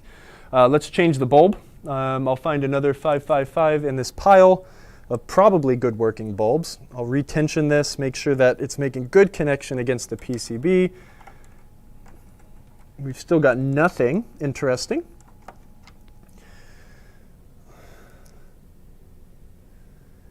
I didn't say it was impossible for these things to go bad, just very unlikely. Let's take a look at it again. I'm going to tension these out a little more. This one's a little loose.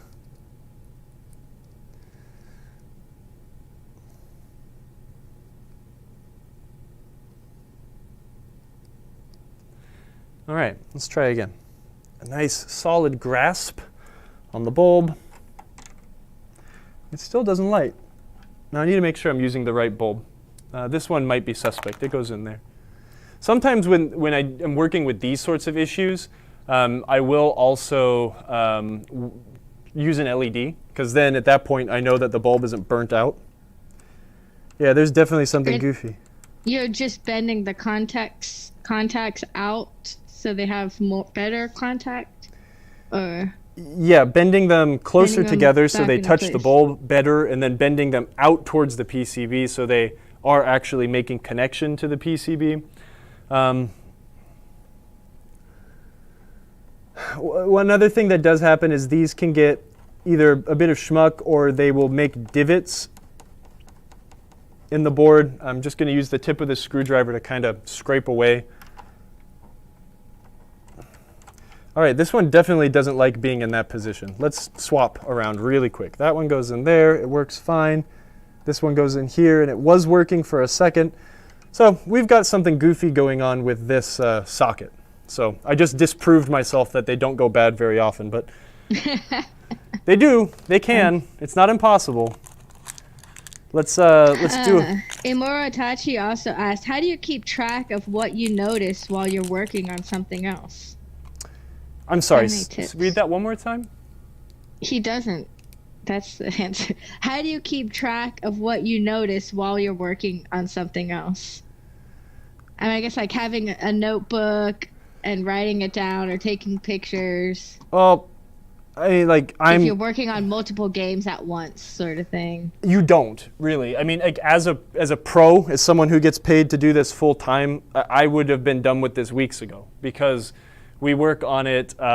You work on it for in an 8-hour day, you probably work on it for 6 hours, and that's a lot. You can get a lot of work done in that amount of time. So generally, you don't have to remember because you're always grinding at it. Now, as someone who has if this is a hobby, right, like as it is for most of us, writing it down, I guess, is a good way to do it. The thing is like, right, when you're looking at this, I still know that, like, man, yeah, there's a lot of bulbs out. We got to address that. Is that sort of stuff? I don't know. I'm not sure if I'm answering your question right. How do I keep track of what's going on?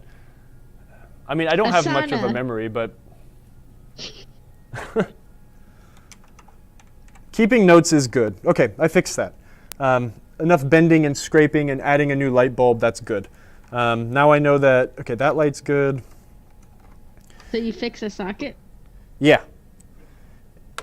Look, what the best advice I can tell you is just, work on it until you find like a natural ending spot, right? Look, if I didn't have to like rush home and go and make sure that my gutters are clear so the hurricane wasn't going to collapse my roof or something, I'd probably stick around and end at a good stopping point, right? I would end once I've been like, okay, sweet, all the feature lights now work, good, we can call that a day. And then when you come back to the project, you're ready to start on something else. I know that's a luxury. Not everyone has that amount of time, but some people work better than others in different ways, right? Some people are really good at learning from watching. Some people are really good at learning by hearing or reading. I have a really bad memory, but I can remember small details really well. And I think maybe that's why I work on this stuff okay without having notebooks or taking pictures a lot of the time. So, yeah, it's a question about your own personal workflow, Imoto Tachi says. So basically, like, if you're on the machine working on a known issue and you notice something else, do you get distracted? I think. Oh yeah, dude, I get super distracted. distracted. Episodes of PinTech Live, it'll answer your question. Yeah, I'm all over the place, but it all gets done. You just kind of.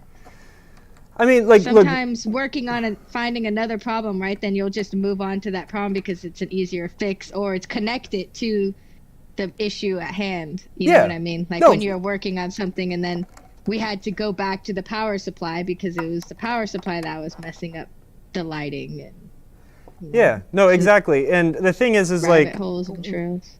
Us being pinball enthusiasts, we know how a game is supposed to work, right? So when we see something not working, we know we have to address that or something like that. You know what I mean? So as much as I like to try and be hanging out and watching the show, we appreciate you talking so much in the chat too. It's always great to see fresh faces. Yes, Imoto Tachi. It was our first time chat today, Kyle. CNK said, I had a twist socket that seemed to be giving me problems, and it ended up being the IDC connector plugged into the board. Yep, so that's why we always start with the IDC wiggle. Make sure that we don't have any cracked solder on the circuit board itself, and then start to address it. Again, the best way to prove what is working with these dang things sometimes is like take one that's working, right? We know that this is a good socket and bulb. I can now remove it, place it in the suspect spot, and I can see, oh, it's lighting up. So we know that the connection from the IDC is good. We know that the socket that we just put in is good, and the light bulb is good. Now, if I take this one that's being a little finicky and I put it in this spot, we get nothing. So now let's go over our usual suspects, right? Take a look at the light bulb. Does it look like it's broken? Flips. Yes, Thanks it's very broken. Sometimes light bulbs can break without blackening. Sometimes light bulbs will die and they'll look totally fine. Don't sit there and judge either of those things. Grab another light bulb, put it in. If it starts working, throw the old light bulb away, right? This is something that you can kind of get a rhythm on, go real quick. It's pretty simple. Sometimes it can be a little difficult, but Hey, cool. Say hi to Abe Flips. What's up? Welcome Making to our the show. most How are you doing? cinematic and beautiful tutorial content that exists on this universe for pinball. It's really fantastic. I'm They so are glad French, Stern's correct? starting to share your content too. That's so awesome that they're putting that out to everybody, because it is really like the best and most beautiful tutorial content for pinball ever. Thank you, Abe Flips. We can try to help you Yeah, come improve here and your hang out repair with skill. Kyle, and you can learn on your repair skills. This is That's what we're here for. and that's what's fun about pinball and stuff, right? Is like if we put all of So our many different facets. Yeah. yeah, if we put all of our powers together, we could be unstoppable. I'll fix things, you make them pretty and play them well, you know? Yeah. One thing I will do while I'm here as well, where are they? I will be Also, thanks for the follower, Broadnex. And then Thank you. Gamma Goat also rated us earlier. Sorry, I totally missed that. Oh, Thank crap. you, Gamma Goat. thank you, we Gamma love you. Goat. Thanks. Hopefully you raiders are enjoying this. I gotta install these plugins that go burr, burr, burr, burr, and tell us these things. I'm sorry. I think so too. Maybe we should spend an I hour know. or two of our time when Yeah, you're here. on that Tuesday. Yeah, that'll be part of our studio cleanup. Will be adding stuff. Adding some stuff to Oh, our I'm sweet like, where Twitch. are you? Oh, you're on this side. What I will be doing, yeah, I'm moving all over, sorry. These lights that are general illumination, right? They're always on. Let's switch them out to LEDs. We will remove that current draw from these incandescent lamps.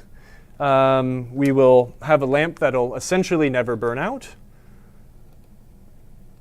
The other thing I should be doing, since this game is a little dirty here and there, when I am working on all of these lamps that are mounted on the PCBs, the printed circuit boards, I should be removing them. That way, it's only a few screws, they'll pop out. And then you can see the dirtiness of the insert, right? You can clean the inserts through the hole when you remove the sockets, but I just dropped a screw. Sorry. I watched it fall, and now I think I have it. Oh, there it is. Carefully grab it with my magnet. No. When you drop something, don't stop watching it. Watch it fall as far as you can. Yeah. That will help you find the Roller location. Pinball watched it fall. Hey, ban that guy. It's the only time. Oh, Williams Fire. That's awesome. We worked on a Williams Fire on this show, too. Yeah, great game. That was Abe's Flip's first game. Oh, really? That got him hooked. That's a great game. I love the artwork on that game. Speaking of which, CNK says, sorry off topic. Uh-oh, here we go. But Kyle, did you know C3PO had one silver leg and bringing it back to pinball kind of like Bond cabinet art? Just odd. What? I don't know. I don't get it.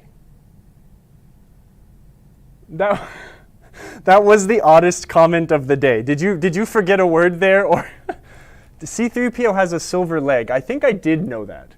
Yeah, but- I remember. He has a silver leg and a gold leg. Ow. Lights are hot. That's another great thing about putting Ooh. LEDs in. Speech Yeah. to text.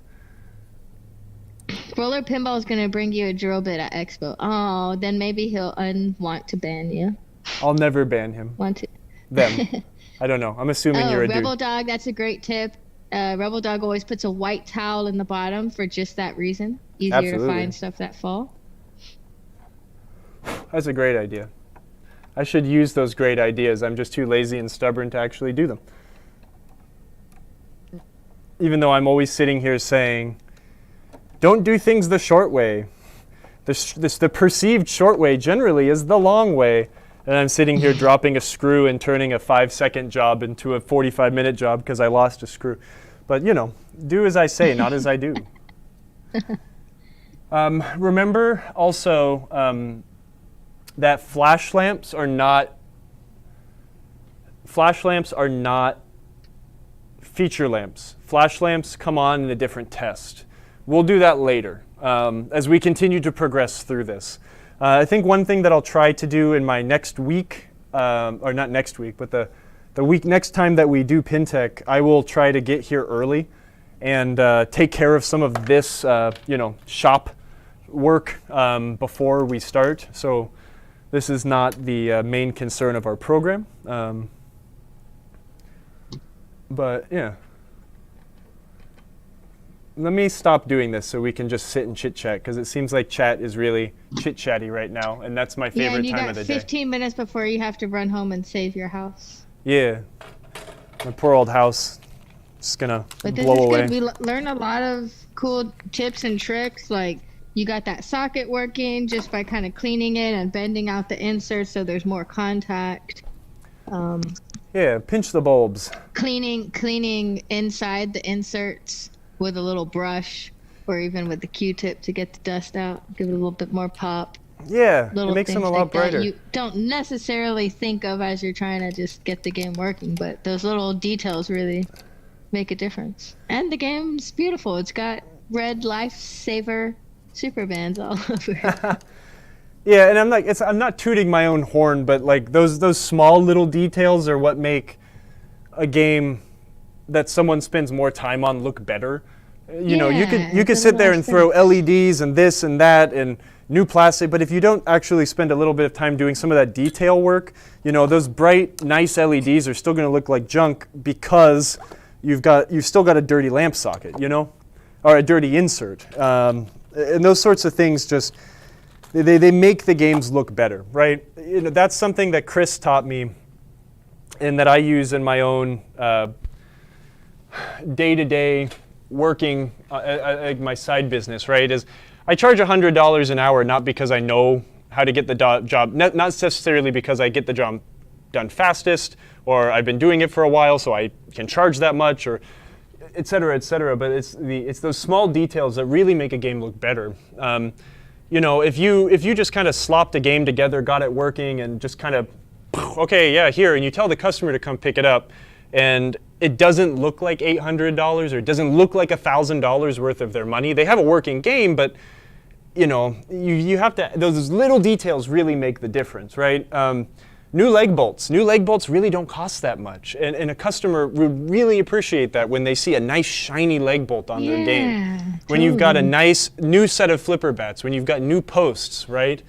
Those sorts of things really make the games look better and give a perceived better value for what they're paying for, I guess. It's not like polishing a turd. That's not what I'm saying, but more so just, even though a lot of the time with pinball we are just polishing turds, but it's those little details that make things look that much better. I think some people take it way too far when they're like, color matching like post, like stuff. I don't know, but that's fun. If that's what they want to do, that's fine. That's super cool. If that's what you want to do, that's awesome. But yeah, exactly. Glass, it's cheap and has a wow factor. Exactly. That's what I should have been saying, right? It's the cheap wow factors, the things that really make an old game look that much better. New posts, new glass, those little things really make a dingy game look better. And look, my strikes and spares is a turd, right? I mean, a lot of pinball people nowadays would look at that and be like, oh, gross, the playfield has swirls, but if we sit here and look at it, it's got new pop bumper stuff, it's got new posts, nice bright rubbers, new white targets. It looks good. It's got a big pop, nice looking, nice factor to it. So. Yeah, for Yeah, sure. I don't know. Dewberry, polish a turd. Yes, turd is an endearing term Kyle gives to old pinball machines because he loves poop. Well, it's kind of like it's the used car salesman job, right? You take an old crappy car that runs like garbage and you just clean it, shine the tires, clean the wheels, and it's like, bam, it's polishing a turd. And a lot of the times, like, that's what the pinball game is. It's not necessarily the nicest thing, but you can make it look a whole lot nicer with just a few small, cheap bits and a lot of attention to detail. Clean the coin door. Make sure the coin door lights work. Make sure that the replay values match what the cards say. Change the coin, the coinage slots to make sure that they both match. Little things like that. Those are the things. whenever I see people on the internet being like a perfectly shopped game and, neither of the coin door lights work. Yeah, it's a joke, right? If that game was perfectly shopped, everything has been gone through. So, and anyways. thanks for the follow, D-Bear. Sorry, these are my opinions. I'm getting angry and passionate right now. No, yeah, it's good. You're filled with passion. CNK, we have a scratch pen. If you're talking about the fiberglass scratch pens, I just put a link in the chat. Yeah, those are the best things definitely ever. Definitely a great tool to have in your kit for everybody. Abe Flips asked, what's the best way to make older legs shiny? Well, it depends on the leg, and it depends on how bad they are. But if you've just got some surface rust or little pocks, here, let's go on a field trip. Field trip. Let me find a take good your example. Dramamine. We don't have image stabilization. Yeah, here, check this out. Let's look at this space shuttle over here. I'm gonna wait to cut to it. No, there's no fourth wall. We're all good. No, I mean just the shaking. Oh, okay. So check this out. So if your leg looks like don't this, say it yet. let me cut to it. Okay, we're here. If your leg looks like this might be a little too far gone to make it really shiny. But something like this, I would recommend taking a purple scrubbing pad, a scouring pad, or a very fine steel wool with a polishing compound to it. Honestly, one of the best polishing compounds you could use is Novus number 2. Something like this will still kind of look a little crummy when it's done, but it will be a bit shinier. Once you take the abrasive and a polishing compound to it, it'll knock off a bunch of this rust, and then you could hit it with something like Never Dull or a metal polish, and that will bring a good shine back into it. Now, this is my vector, and these are reproductions, but these Bally and Stern used painted legs, and some other manufacturers used lightly painted legs too. The Bally ones were gunmetal, but there are some that are painted more silver-ish, so make sure you're not trying to hit silver legs with that, or painted legs like that. But here, okay, if you want to switch off, let's take another quick little field trip. You're going to look at my shirt. Da-da-da. Actually, my thingy is not, my cord is not long enough to get over there. Crap. Oh, I can zoom in. Actually, wait, hold on. I can make this happen. I can move my whole desk a bit. Oh my gosh, we're sliding. So take a look at this. Oh, wow. So this is a leg. Okay. This is actually kind of a good question. Now, this leg right here, I think I did do a long time ago. I've owned this game a long time. This game used to have a pretty rusty leg, but I did hit it with the Novus and the scouring pad or steel wool, and then hit it with some Never Dull, and it's kind of lost a bit of its sheen, but a leg that looks more like this from the starting point will be able to polish up quite nicely. So a leg like this, I would just hit with some Never Dull or some other sort of metal polish, and you can get a good shine onto them. This is the Strikes and Spares. This is an original set of Bally painted legs, so again, you can't do anything to that one. But yeah, same thing with coin doors. Coin doors are made, they're a little bit, they're made of thinner material. When you're working on a coin door, you really need to make sure you follow the grain of the metal, right? So if you were going to clean this up, you'd want to use like the lightest abrasive you can. Something like this, I would just try to clean up with Novus and a rag, and just be very careful to go coin slot? up and down, up and down. It's like What's a up? treasure. Is there a treasure in there? Oh no, it's the flap that protects the. Oh no.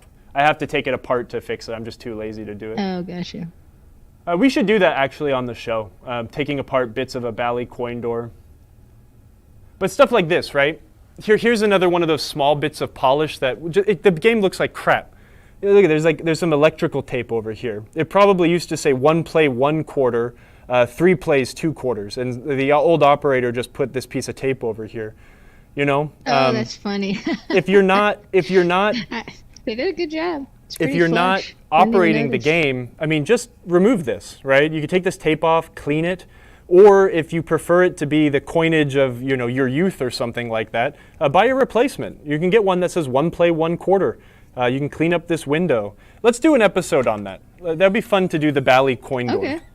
They're pretty. I'm writing it down. They're a little scary, but there's a lot of really nice work you can do to make a game look better by taking it apart and cleaning it a bit. This was a game I bought cheap. We did on the show and didn't do like too much. I didn't do a lot of the detail work too, but if this was a game that was going to be delivered to a customer, and they didn't want the full treatment, you could take these bolts off, right? Hit these on a polishing wheel, get a nice little sheen to them. Even though some of the coating has come off, they'll still be shinier than not. Get in here, and when you take this trim panel off, you can get in here and clean off all this dirt with a pick and a small brush. It's these little things that'll take you maybe 30 minutes, but it'll make the game look $100 better, right? At least to me. Maybe there's some people that don't care, but these are the things that I care about. Yeah, Vandergoon, I just wrote that down too. Future show idea. Coin door show featuring. Yeah. So I don't know. Sorry if that was kind of an obnoxious answer to how do you clean your leg. Not at all. But that was great. I think we all appreciated that. Kyle hates this game. I love that game. No, that's actually probably my favorite game that I own.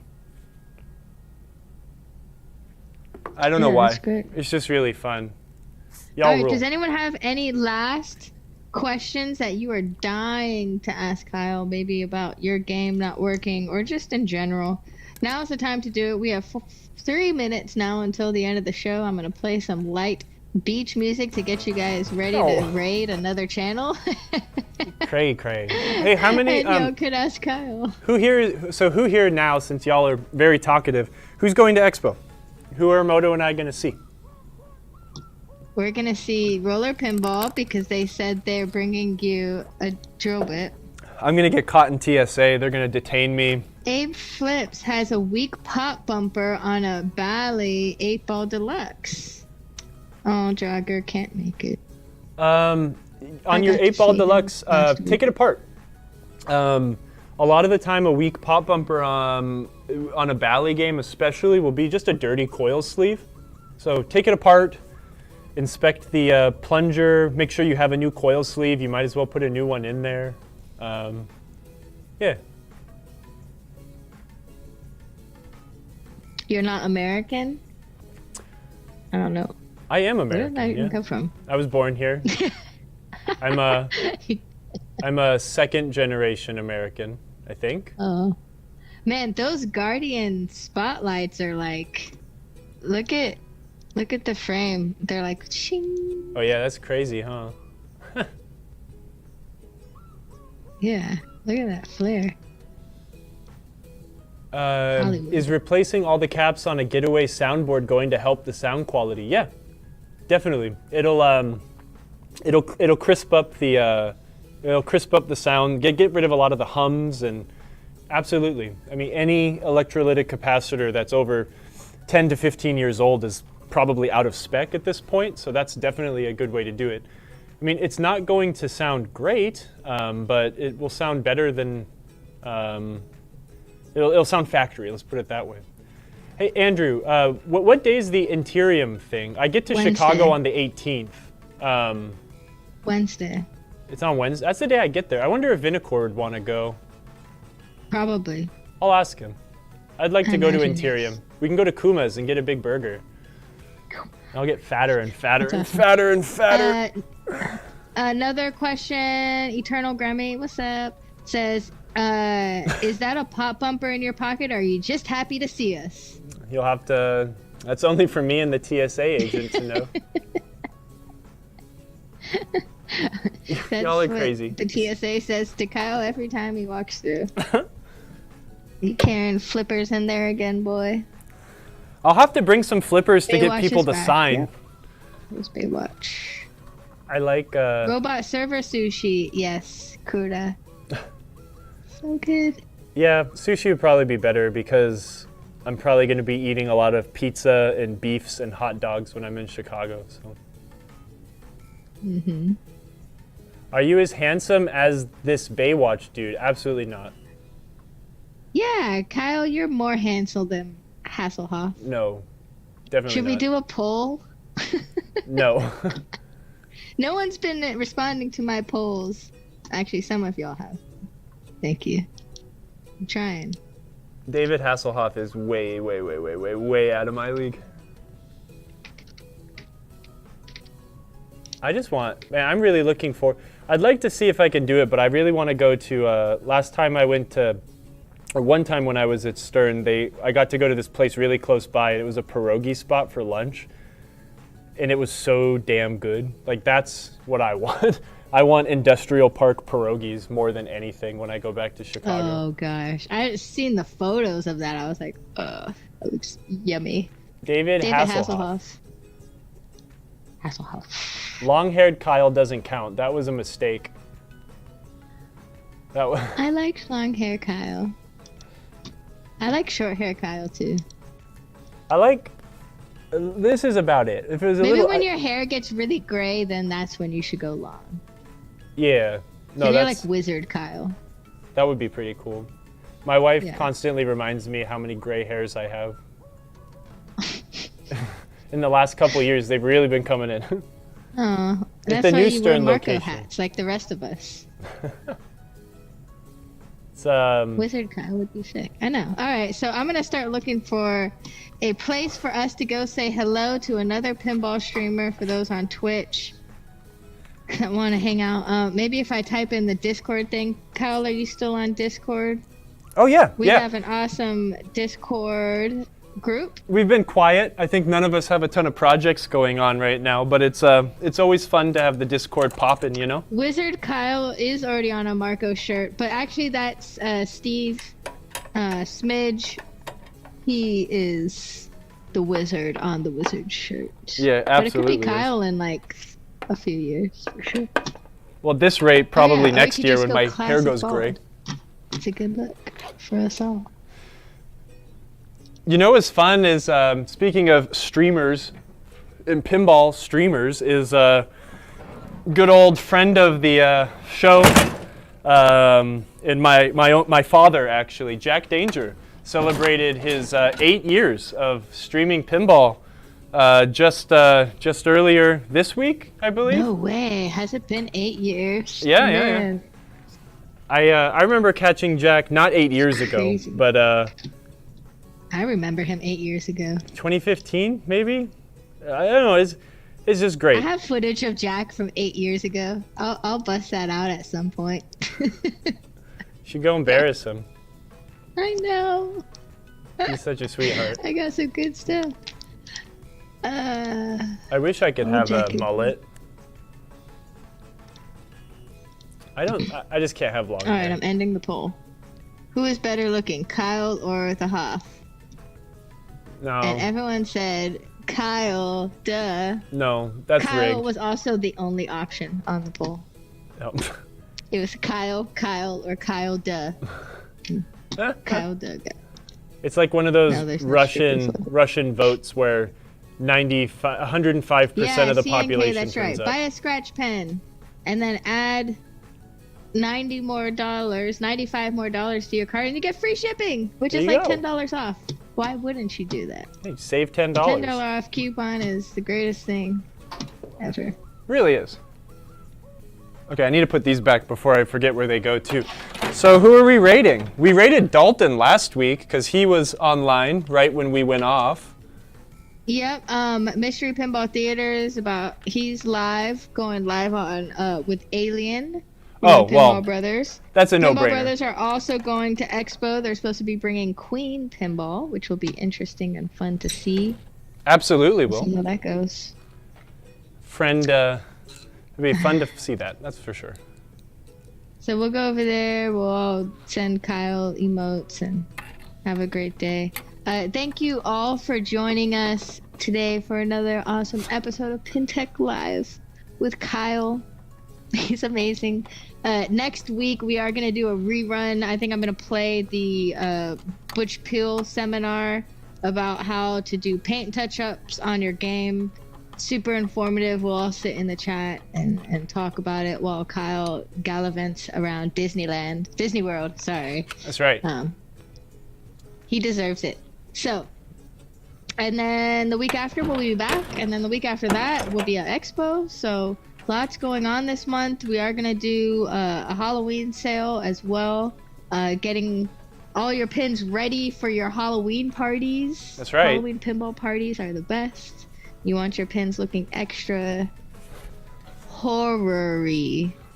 Yep, that was. Because I was gonna say spooky, but then that's just weird, right? Because well, I mean, everyone should own a spooky Creepy. pinball game, right? Maybe. I don't know. I don't We're know. figuring some stuff out. Retro Gaming with Hopper, great show. Thank you. Thank you. Daniel. Thank you, Rebel Dog and Vandergooten and Digerati Thanks to and everybody. Shell Shock and all of y'all. Yeah. Thank you, thank you, thank Yeah. you. Russia All right, did get let's a go shout out. check out Mystery Pinball Theater. Did Hoff eat a cheeseburger on the floor? Horrible. I don't know. Y'all are crazy. Let's boost up this beach music. I forgot to have this one. Beach vibes. Bye, everybody. Bye, everybody. Alrighty. Get out of here. Goodbye, We should Facebook and have YouTube. house. Don't you love that screen? This is Kyle's favorite graphic of the day.